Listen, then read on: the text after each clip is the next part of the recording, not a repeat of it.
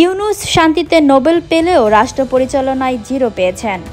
ইসলামী আন্দোলন বাংলাদেশের নায়েবে আমির মুফতি সৈয়দ ফয়জুল করিম বর্তমান সরকারের সমালোচনা করে বলেছেন, প্রধান উপদেষ্টা ইউনূস বৈষম্য সৃষ্টি করেছেন।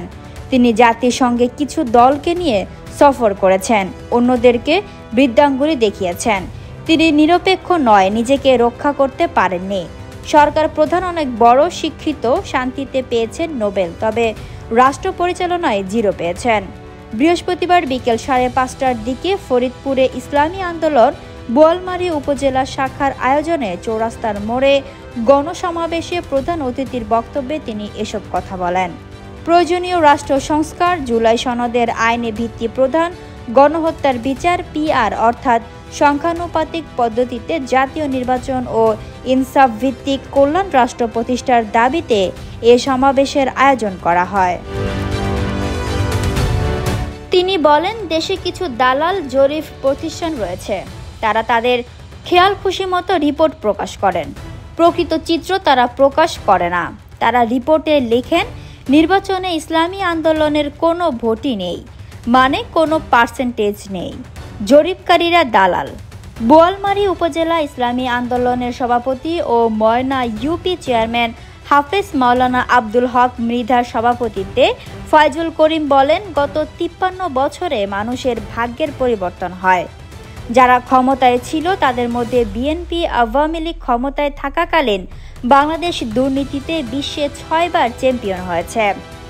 এ দেশের মানুষ ওই সব রাজনৈতিক দলের কর্মকাণ্ড দেখেছেন, যে কারণে আজ সাধারণ জনতা আলেম ওলামদের পাশে দাঁড়িয়েছে।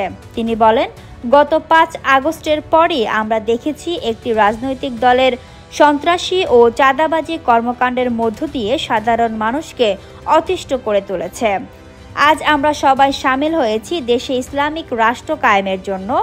এর মধ্য দিয়ে আলেম সমাজ রাষ্ট্র ক্ষমতায় গেলে দেশের মানুষ দুর্নীতিমুক্ত হতে পারবে, কোনো বৈষম্য থাকবে না, শিক্ষা, স্বাস্থ্য, বাসস্থান সবার জন্য সমানভাবে নিশ্চিত করা হবে, সব ধর্মের মানুষের নিরাপত্তা থাকবে।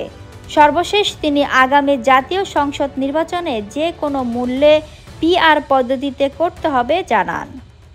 সমাবেশে অন্যদের মধ্যে ফরিদপুর 2 আসনের খেলাফত মজলিসের প্রার্থী শাইখুল হাদিস আল্লামা শাহ আকরাম আলী, ফরিদপুর 1 আসনের জামাতে ইসলামী মনোনীত প্রার্থী কেন্দ্রীয় শুরা সদস্য ডক্টর মোহাম্মদ ইলিয়াস মোল্লা, ফরিদপুর 1 আসনে খেলাফত মজলিসের প্রার্থী কেন্দ্রীয় যুগ্ম মহাসচিব মুফতি শরাফত হোসেন ও ইসলামী আন্দোলনের প্রার্থী ওয়ালিউর রহমান রাসেল, ইসলামী আন্দোলনের ফরিদপুর বিভাগের সাংগঠনিক সম্পাদক মাওলানা আরিফুল ইসলাম প্রমুখ বক্তব্য দেন।